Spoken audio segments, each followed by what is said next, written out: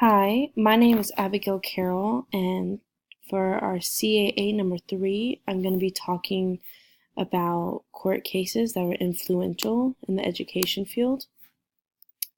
My first court case is going to be Brown versus the Board of Education.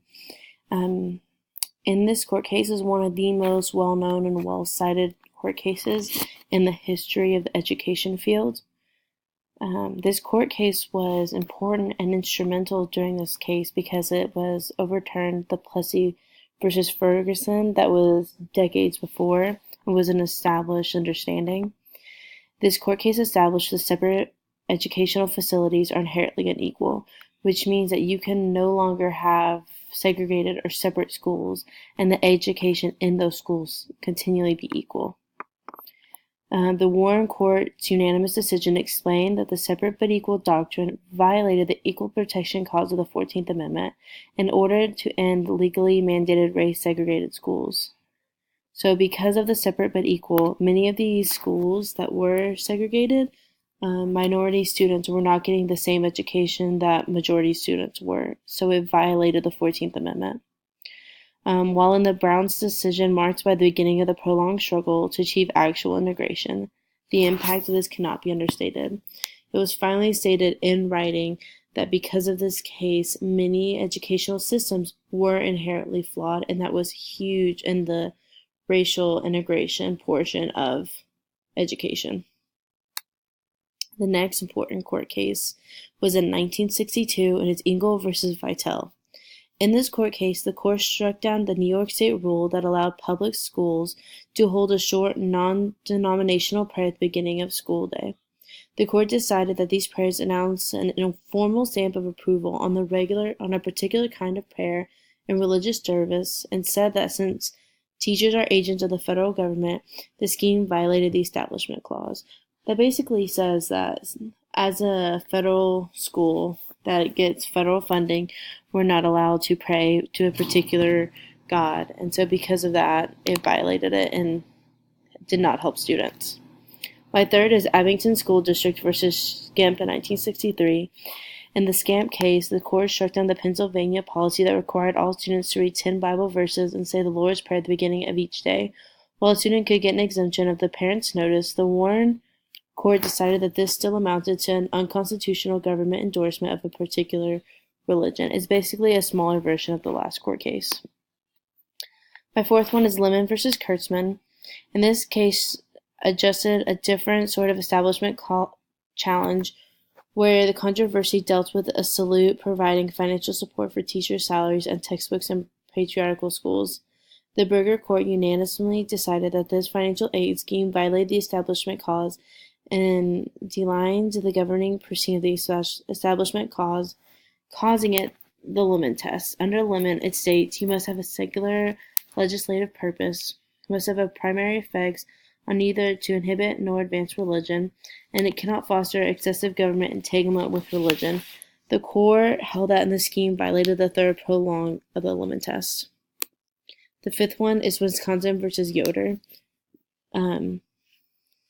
Wisconsin mandated that all the children attended public school until the age of 16, but Jonas Yoder, a devoutly religious Amish man, refused to send his children to school past the 8th grade.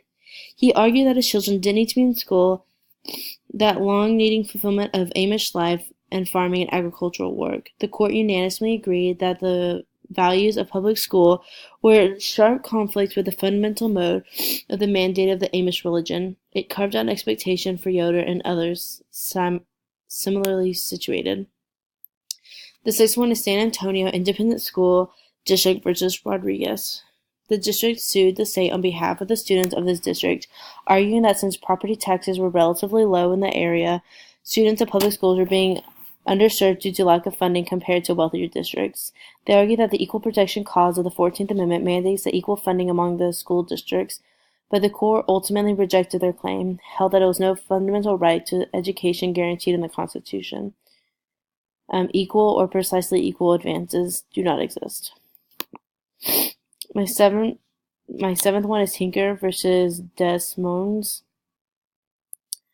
This happened in 1969 during the Vietnam War, and it basically stated that the district a ruling prohibiting the arms ban of a particular dress code. The students challenged the ban as a violation of free speech clause in the First Amendment. The court agreed with the students and struck down the ban, saying that the school has to prove that the content of speech materially or substantially interferes with the school's operations in order to justify the ban. The case is notable for the impact of the First Amendment, jurisprudence regarding the distinctions between context and speech, as well as for its extension of the free speech and the protections of its students. My eighth one is New Jersey versus TLO.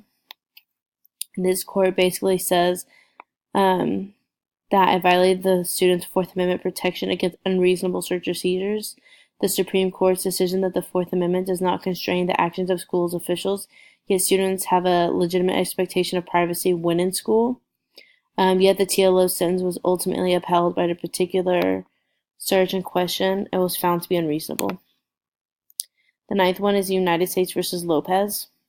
In this court case, President George H.W. Bush signed a Gun-Free Zones Act, which prohibited the possession of firearms in designated school zones. Lopez, a 12th grade student at a Texas high school, was caught carrying a gun at school and was charged under the statute. He would challenge his conviction of the Gun-Free School Zones Act by saying Congress did not have the constitutional authority to ban guns in school zones. They explained that the possession of a gun does not have a substantial effect on the interstate commerce, and that these sorts of regulations could be passed by state governments. My last one is number 10, is Parents Involved in Community Schools versus Seattle in 2007. It's the most recent one, except for the ongoing one that's happening right now. In 2003, a Supreme Court ruled that Grants v. Collinger and Grunt v. Bollinger erased provided classifications use affirmative act policies that must be narrowly tailored and compelling government interests, unlike diversity. In this light, the Seattle School District established a tiebreaker scheme for admission into the competitive public school district, which racial diversity played a role in an ultimate decision.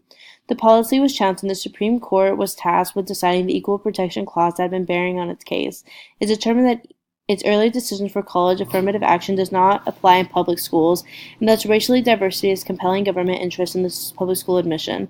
Furthermore, they had the denial of admissions to a public school because of a student's race, and the interest in achieving racial diversity is unconstitutional. My two sources were an online source called The Constitution Daily by Jonathan Stahl, and also the court cases we covered in class with our inclusion class with Mrs. Brown. Thank you.